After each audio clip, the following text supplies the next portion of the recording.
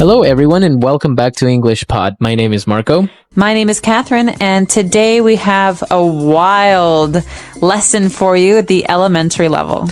That's right, we are actually going to visit a farm. So yeah, it's going to be fun. We're going to see a lot of animals. And not only that, but we're going to learn a lot of interesting words and phrases in English today. But before we get started, let's take a look at vocabulary preview. Vocabulary preview. Old MacDonald had a farm, E-I-E-I-O. And on his farm he had a duck, E-I-E-I-O. We're not going to be teaching you this song today. Don't worry. You don't have to listen to us sing. But we do have a great word to start us off. It's called, the word is country. The country. Okay, so you know country as like the United States, Mexico, China, etc.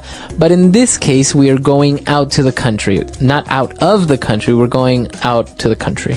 To the country, okay? Mm-hmm. The country, or you might hear the countryside, is a place that's not like a city. Right. So it's the opposite of city. It means there's lots of grass. It's very natural. There are very, very few houses and people. It's very quiet. So it's the opposite of a busy city. It's the country. And you have a lot of animals. So usually farms are found on the countryside or at the countryside. In the countryside. So usually farms are found in the countryside. That's right. And I personally am a big fan because it's so quiet and peaceful. Very so good. We can talk about that in a minute. Let's listen to today's dialogue first, and then we'll be back to talk about some of the words and phrases.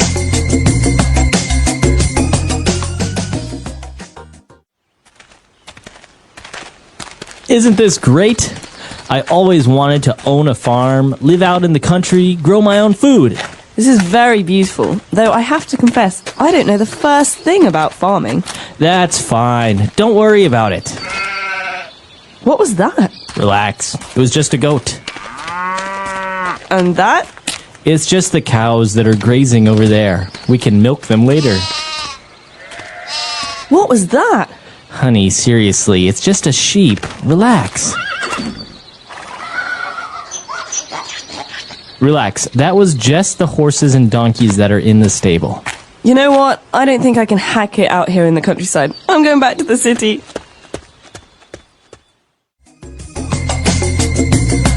All right, we're back. So obviously some people cannot go to the countryside.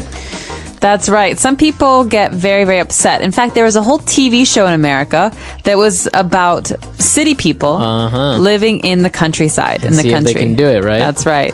All right, but before we talk about that, why don't we take a look at 4 keywords in language takeaway. Language takeaway. The first word is the name of an animal. Okay, so you've all heard of cows, but have you heard of goats? A goat. A goat. All right, so a goat is a strange-looking animal. It's kind of skinny, and what do you get from a goat? You can actually drink goat's milk. Right. And many people like to eat goat's cheese, which is cheese made from goat's milk. Okay, so a goat, and we heard that the sound that a goat makes, so I think it's pretty clear what a goat is, and they're very common, as we say, in farms, such as sheep and horses, cows, etc. That's right. And normally, when they're in the wild, they like to live in rocky places, like mountains. Right, that's why they say they're very good climbers, because they don't fall off the mountains. All right, and well, if you have cows, then they're probably going to be grazing. Okay, so to graze is a verb. It's something we do. Well, we people don't do it.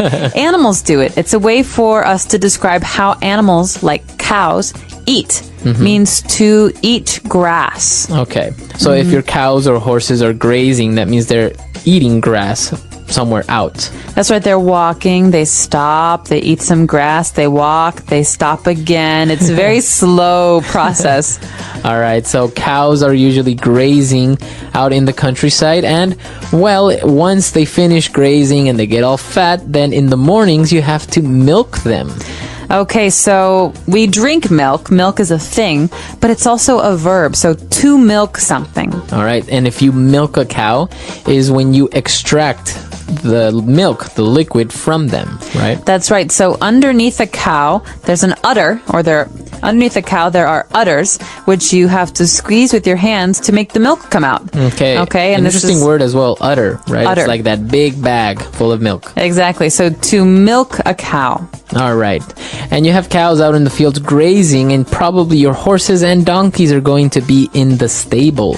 The stable is a place, okay? So this is something that's often found on farms, where the horses or the cows live. It's a structure, it's a building for those animals. Okay, so they're probably separated in different little rooms or compartments, and that's called a stable. So as you say, you usually find horses and cows and donkeys in there. That's right. So a stable is a way to protect animals from the weather. All right, very good. So 4 key words there, as we just saw. Why don't we listen to this dialogue again, and we'll be back soon. Isn't this great? I always wanted to own a farm, live out in the country, grow my own food. This is very beautiful, though I have to confess, I don't know the first thing about farming. That's fine. Don't worry about it. What was that? Relax. It was just a goat. And that? It's just the cows that are grazing over there. We can milk them later. What was that? Honey, seriously, it's just a sheep. Relax. Relax. That was just the horses and donkeys that are in the stable. You know what? I don't think I can hack it out here in the countryside. I'm going back to the city. All right, we're back. So now let's take a look at Fluency Builder. Fluency Builder. You know, Marco, I have to confess, I love Fluency Builder. All right, and that's our first phrase for today. I have to confess. Okay, so to confess is to tell someone something that's a secret.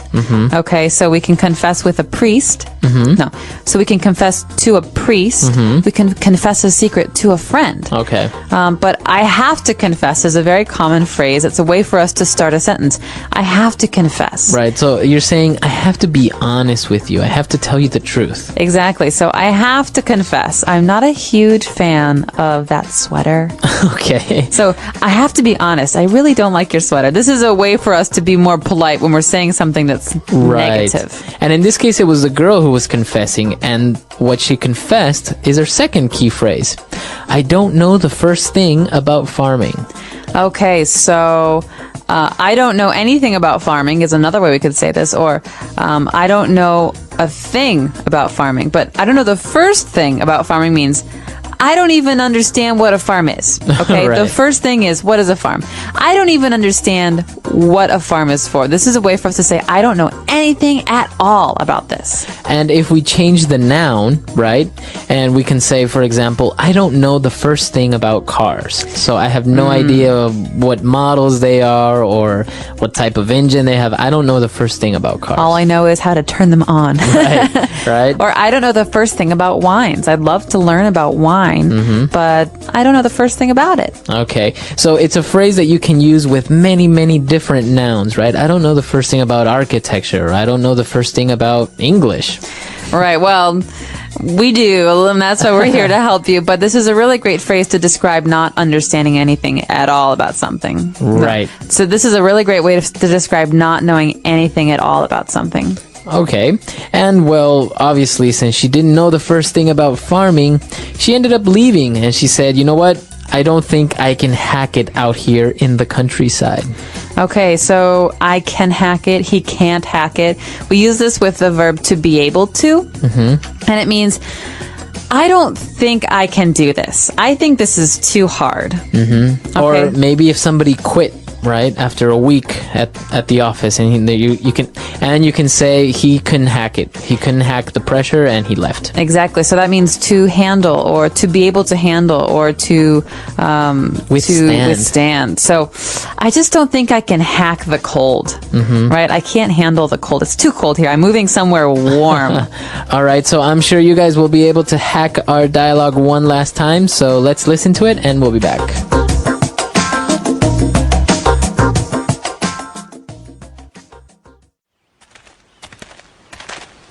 Isn't this great?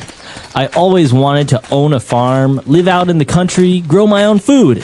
This is very beautiful, though I have to confess, I don't know the first thing about farming. That's fine. Don't worry about it. What was that? Relax. It was just a goat. And that? It's just the cows that are grazing over there. We can milk them later. What was that? Honey, seriously, it's just a sheep. Relax. Relax. That was just the horses and donkeys that are in the stable. You know what? I don't think I can hack it out here in the countryside. I'm going back to the city.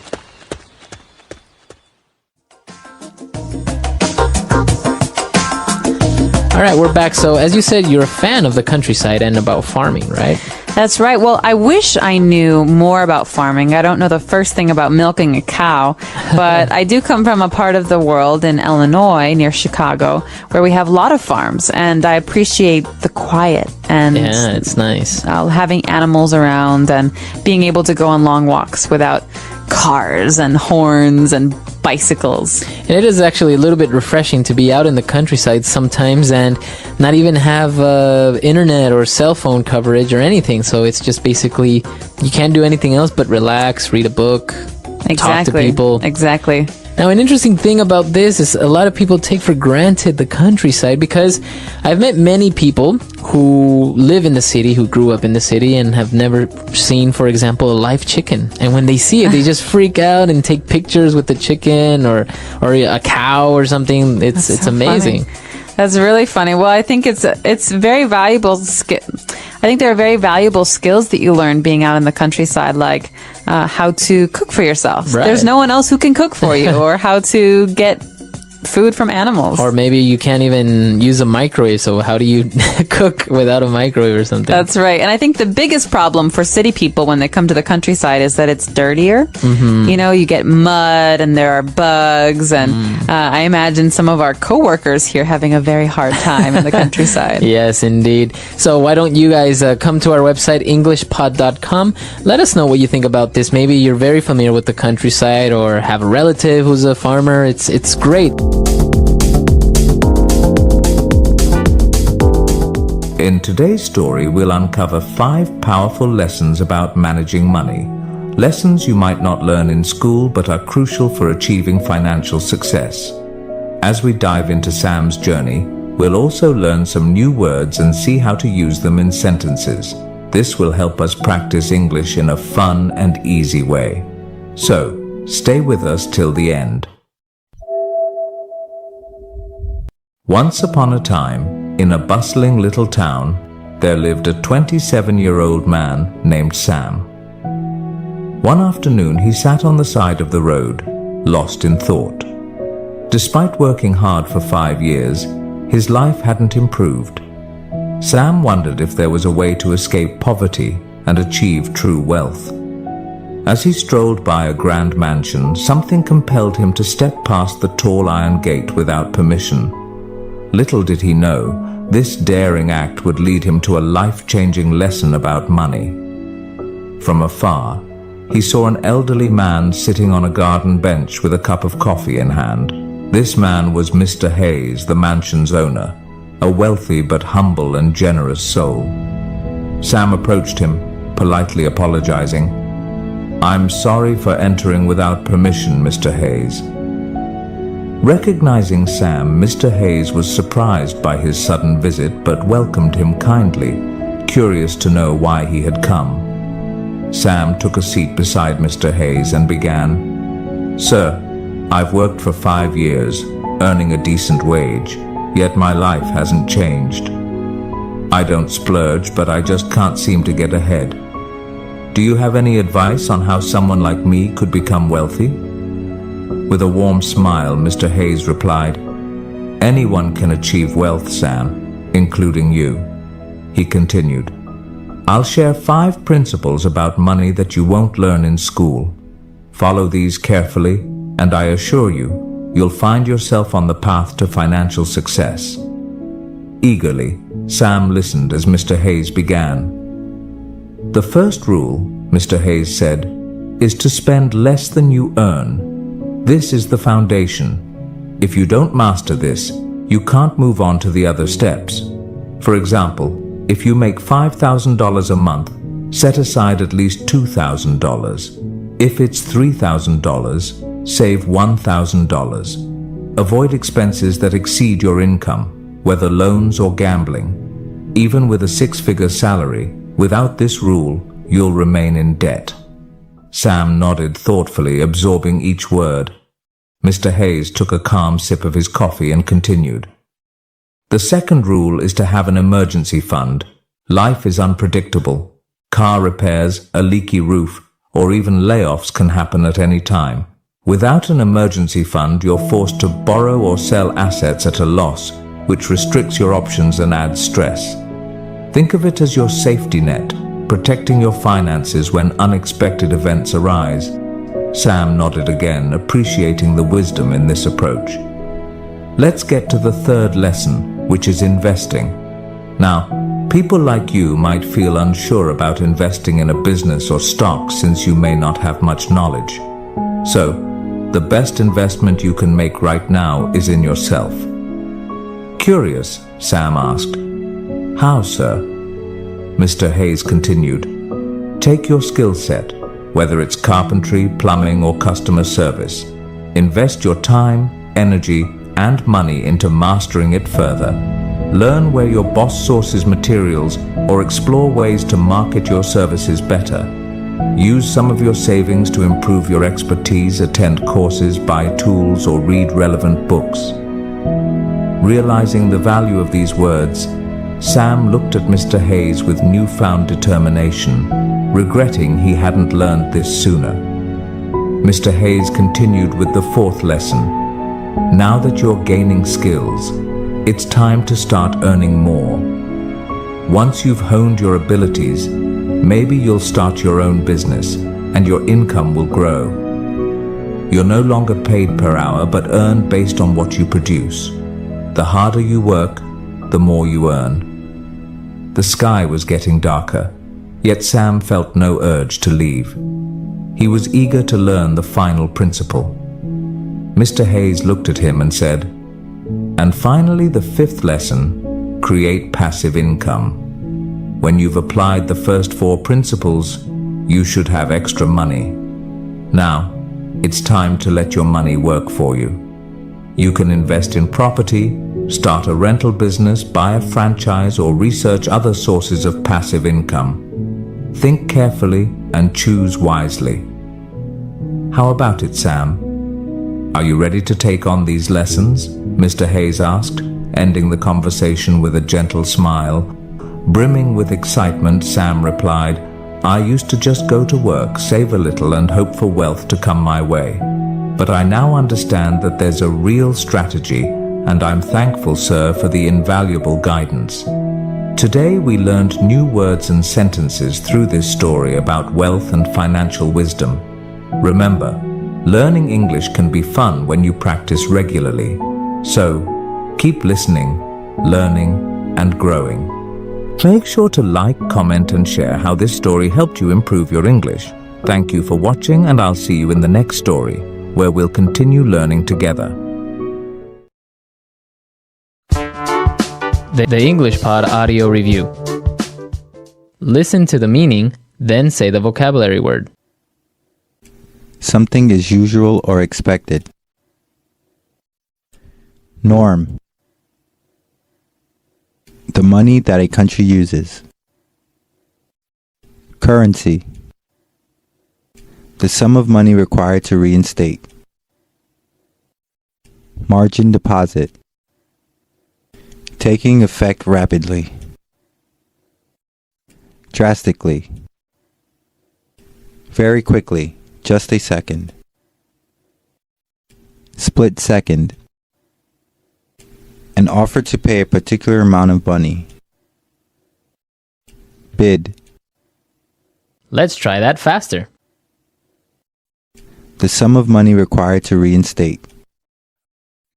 Margin deposit. Something is usual or expected. Norm.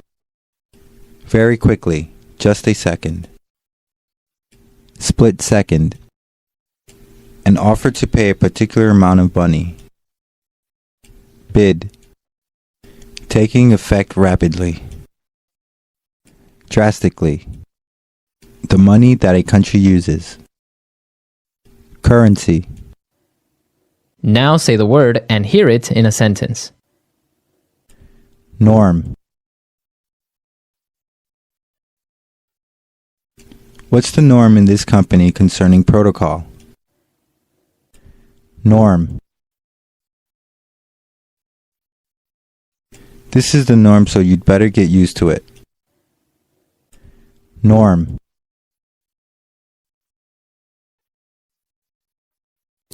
Delivery, McDonald's, and street vendors are the norms around here. Currency.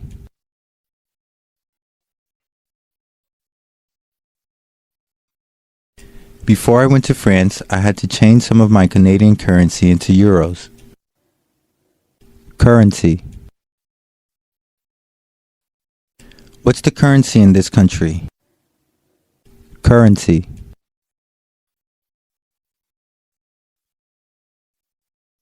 My country's currency is worth next to nothing in USD. Margin deposit.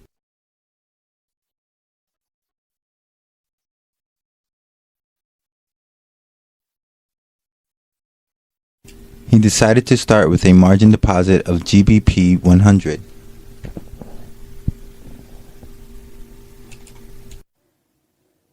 Margin deposit.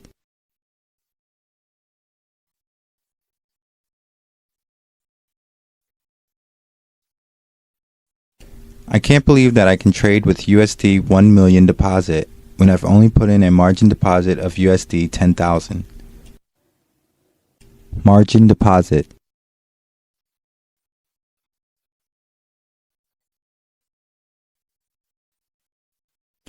One has to be careful with trading using a margin deposit because the risk of losing more money than one has are high. Split second.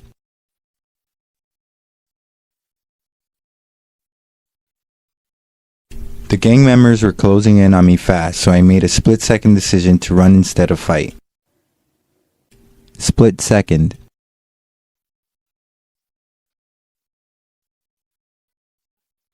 My heart pounded as I made a split-second decision and took hold of her hand. Split second.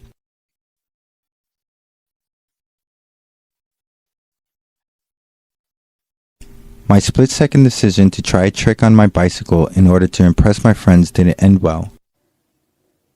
Bid.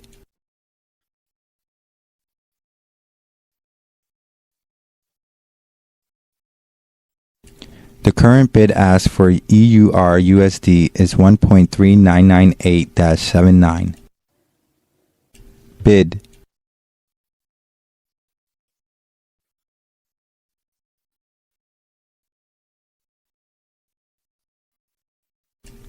I bought euros at an ask of $1.4235 and sold British pounds at a bid of $1.5001. Bid.